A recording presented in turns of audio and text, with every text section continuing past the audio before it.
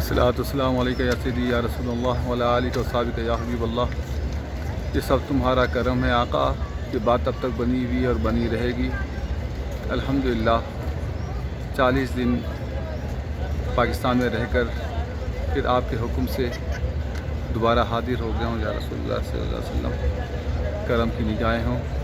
اور میرے تمام اہل خاندان کی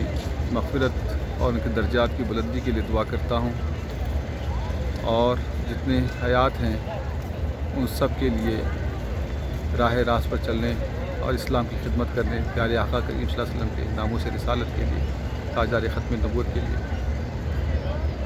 دین اسلام کو پھیلانے کے لیے، کلمہ طیبہ لا الہ الا اللہ مسلح کافروں میں پیش کرنے کی سعادت ہمیشہ حاصل ہوتی رہے،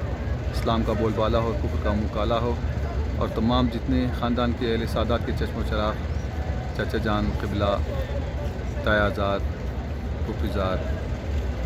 ماموزاد، جتنے بھائی بہنیں ہیں، اللہ تعالیٰ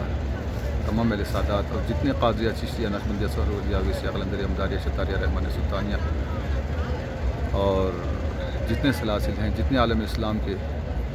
عاشقان رسول صلی اللہ تعالیٰ علیہ وسلم ہیں، پوری دنیا کے مسلمانوں کی جانب سے آپ کی خدمت میں ہدیۃ الاسلام پیش کرتا ہوں۔ الصلاۃ والسلام علیکہ یا سیدی یا رسول اللہ وعلی آلہ و صحبہ یا حبیب اللہ۔